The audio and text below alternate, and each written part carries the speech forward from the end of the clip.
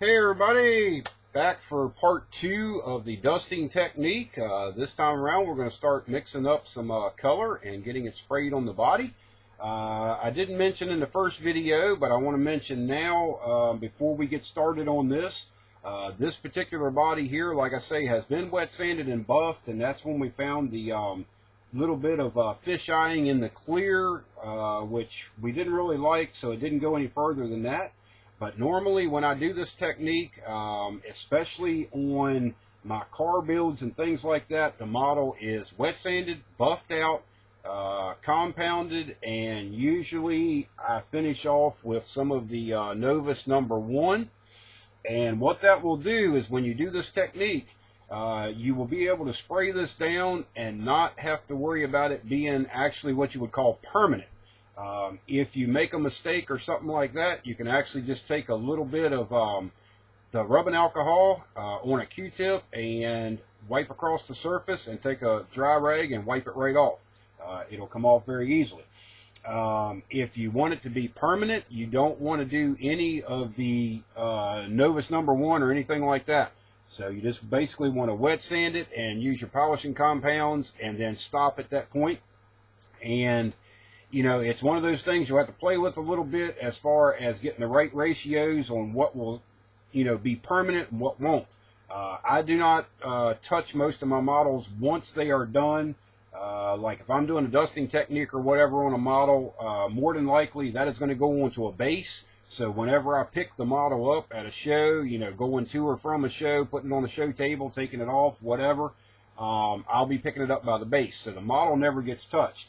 And once you do this technique, I do not do any overspray over top of it as far as flat clear or anything like this. This is a procedure that goes on top of a finished model, and that's it. But if you do this technique and you would happen to grab the car, you know, on the sides to pick it up, you are going to leave your fingerprints in this. So just be aware of that, you know, doing this technique, it's not for a model that you're going to be touching all the time. So we're going to get started on this. What we're going to do first is we're going to draw a little bit of the 91% rubbing alcohol out into our pipette. And I'm just going to sit that there for right now. And we have our Grex airbrush here. We're going to go ahead and put some of that into the airbrush. There we go. We got that in there. And it doesn't need to be a lot. We have, see if we can get it to show up on camera here. We have about that much in there. Maybe a quarter of a cup, which is way more than you're going to need. But it's always good to have a little bit extra when you're doing this, just in case you want to do a few other areas. And like when you get into spraying in the wheels and back into the wheels and stuff like that, you want a little bit extra. So now we're going to draw out just a little bit of the XF57, the buff, and we're going to come over and just put about 5 drops in here.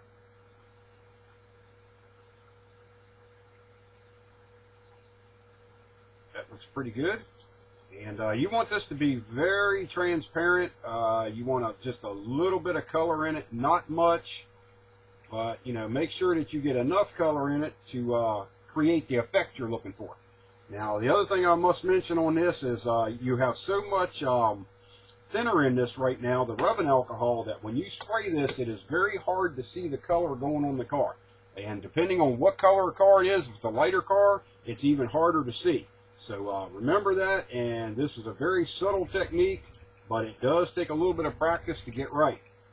So what I'm doing now is I'm just back flushing the airbrush. I've got my finger over top of the front of it here. And I'll pull the trigger back a little bit. That mixes our thinner and our paint together in the airbrush. And of course a little bit will splash out, so you know, just be ready for that. And the next thing that we're going to do is I always have a piece of black plastic around, or even a black box or something like that. And we use that to go in and test how the airbrush is spraying and what the color looks like. And right now I'm a little bit too heavy. I don't want to quite be that heavy. And we'll see if we can get up here a little bit closer to the camera, see if you can see it go on the black plastic. that's kind of what you're looking for there. You'll notice that there's a trail of the thinner that lands on top of it, and if you keep spraying over top of that one area, you will start to see the color come up. So you want to be very subtle with this technique. You don't want to put a lot down at one time because it will ruin the effect. So what we're going to do now, like I say, remember that you've got the wheels, the tires. This is a completed model. We're just doing it on this body just to show you the technique. But most of the time I'll go in and just spray, like back in the wheels and stuff like that, around the lip of them. And, onto the tires. I'll flip the model over and spray, up on the back side of the tires, the front side of the tires, get all that, make it look realistic. But when you're spraying the body itself, what I like to do is come in and I like to get a little bit of the dust technique around the wheel wells, up in the thickness of the wheel well, because that's always going to be an area that's going to collect dust first. And as far as a judge, that's something that we look at on weathered models. We make sure that this is done.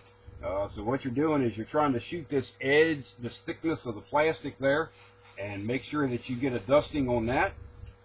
And actually, while you're doing that, it'll put a little bit of the dusting technique on the outside of the body at the same time. So it kind of gives you a little bit of step ahead of the game there.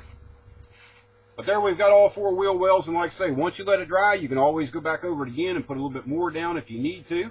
But it's a pretty simple process. So what we're going to do now is I like to start pretty much at the back of the wheel wells, pretty much here at the back and the top of the wheel well, and just kind of flow that dust off of that wheel well, and then down along the rocker panel. And this car has a lot of ins and outs and curves and ups and downs in it, so you may have to turn the airbrush to try to get in all those areas up underneath the rocker panel. And then what I'll do is come to the back of the wheel well and come from right on top of it, out the back, around the back bumper cover, and try to get that technique. Now, like I say, the tail light would be in here, so you would be spraying this right over top of the tail light lens and everything. Usually the bumper covers on rally cars get pretty dusty and dirty, so we're just going to shoot some across the back of that. On the bumper cover itself, we're trying to get a little bit more down along the bottom edges of the car than you do as you fade up. So basically you're doing a fade. You want more around the bottom and then kind of fade it up as you go. So now we're going to come around to this side and we're going to do the same thing. Trail it back from the top of that wheel well onto the bumper cover. And same thing in the front. Just trail it back. Put some back the door, and then we're going to come in and do the rocker panel itself. Just like that. And if you want some dust from cars that would be in front of it or whatever that they've kicked up, you can come in and do this technique here where you kind of just streak. Now on this particular car, you'll see a V right here in the body lines on the hood. At these cars at speed, they're going to tend to, the airflow is going to tend to kick a lot of stuff right along those body lines, going at the same direction that the body lines are going. So I like to do that. It makes it look a little bit more realistic when you're done. And then maybe a couple of streaks down through the center. And like I say, this would be up onto the windshield. It would be onto the wipers. Now, when you're doing the dusting technique, remember that you're going to have to go in and tape off your windows, especially at the windshield wipers. Because what you want to do is have a piece of tape laying in here, cut out for the wiper swing, and that piece of tape's already down. So when you do this technique here up across the windows, and then you pull the tape off, you've got a clean spot where the wipers are, and then the rest of it is dust. So, I mean, that's basically all there is to the technique, and you're just putting it down pretty light. You can do the same thing like up on the roof if you want to trail a little bit back. Just take a little bit of the dust and just trail back on the roof. Just like that. And, let that dry and see if that's what the type of finish that you're looking for.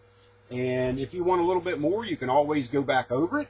Let me see if I can zoom the camera in here a little bit and let you get a closer view of what we've done so far. And you can see the dust coming off the back of the wheel well there in the front on the fender, and same thing at the rear, and a little bit dusty around the back of it.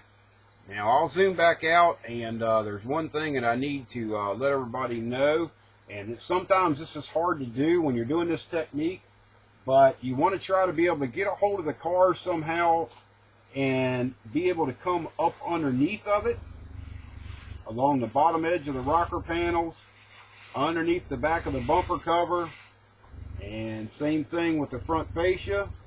You want to come up underneath of it and make sure that that dust technique is covered in very well in those areas, because if you don't and a judge happens to look up underneath of it, or bend down at the table and look up, he's going to notice that it's dusty out here and it's clean underneath, and that's going to get points knocked off for competition. So make sure that you get all the little ins and outs. And then you have these like little outlets here for the air, the little vents and stuff.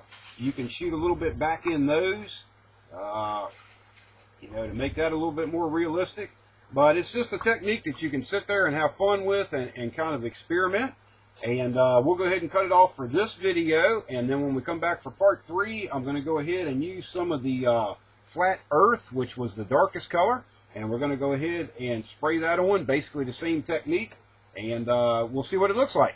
So stay tuned for part 3 coming up here right after this one. Like always, I thank you for watching and supporting Showtime Studios. And we'll talk to you in a minute. Bye-bye.